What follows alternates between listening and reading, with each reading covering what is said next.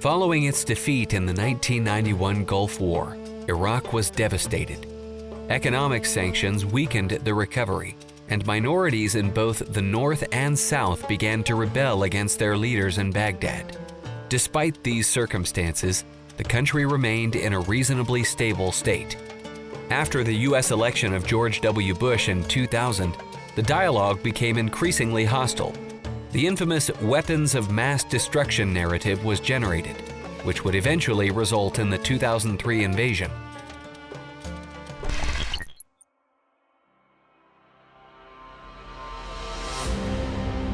On the morning of the 20th of March 2003, a coalition force of 200,000 men from 4 countries crossed the border into southern Iraq.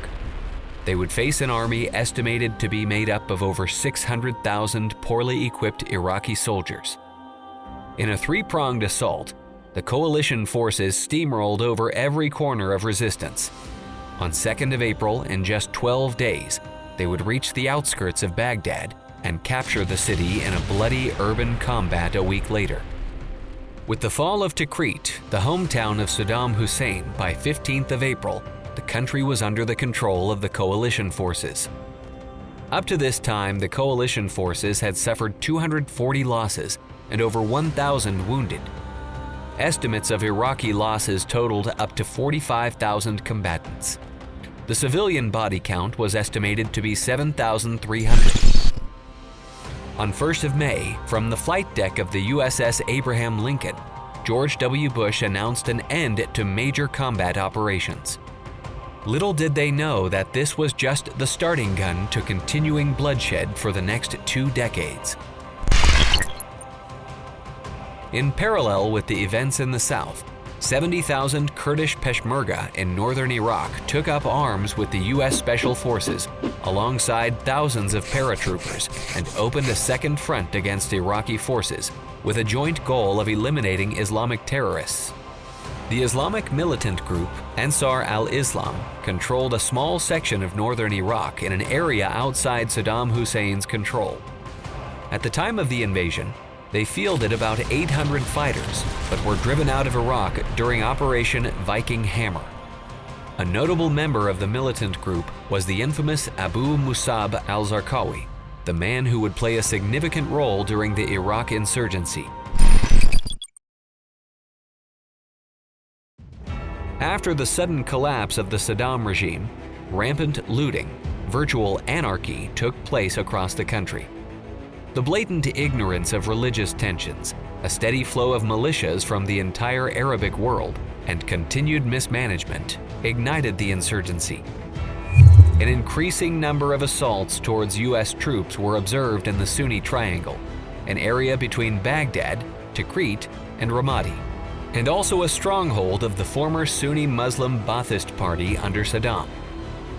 While the first assaults were vigilante-like, the insurgents quickly began to adopt more complex strategies. Better planned ambushes and the sheer number of assaults that increased to 50 per day would take a heavy toll on the U.S. forces. The tragic zenith was reached in October 2003, when 82 men were killed and 337 wounded in a month. While counterinsurgency measures were successful and even captured Saddam Hussein, Pandora's box had been opened.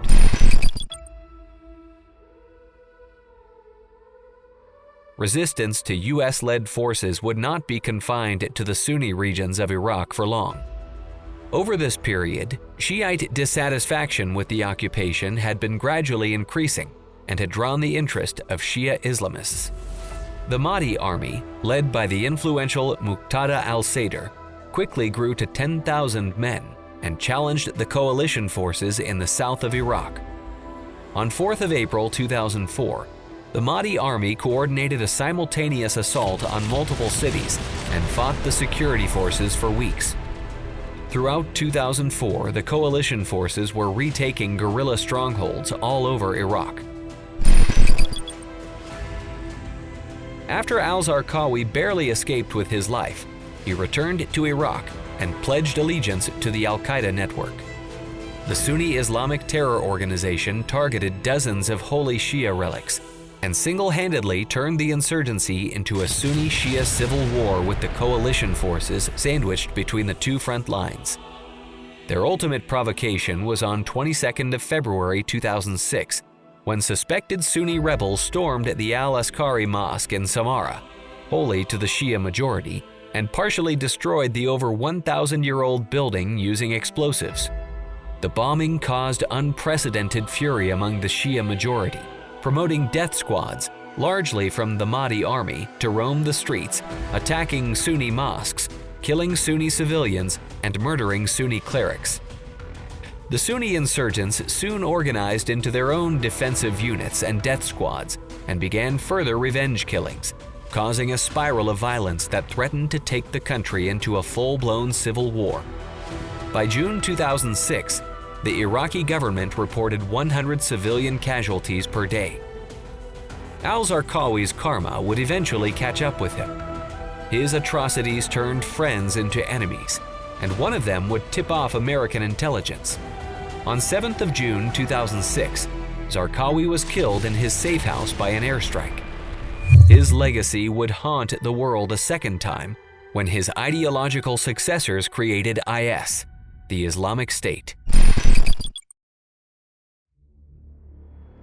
As the years passed, coalition efforts showed success. Iraq went from a failed state to a reasonably stable country, but at a high price. At the peak in 2007, 180,000 troops were stationed in Iraq, and low-level violence was still present. However, after 4 years of bloodshed, the American public favored a withdrawal. The last U.S. troops left Iraq on the 18th of December 2011. During the occupation, the international coalition lost 4,825 servicemen. Over 32,000 were wounded. Iraqi security forces had 18,000 losses and over 40,000 wounded. Insurgency losses are estimated to be up to 38,000, and up to 120,000 were detained. The civilian body count ranges from 100,000 to over 650,000. 2 million Iraqis fled the country. 1.7 million have been internally displaced. The total cost was, at minimum, $1.7 trillion.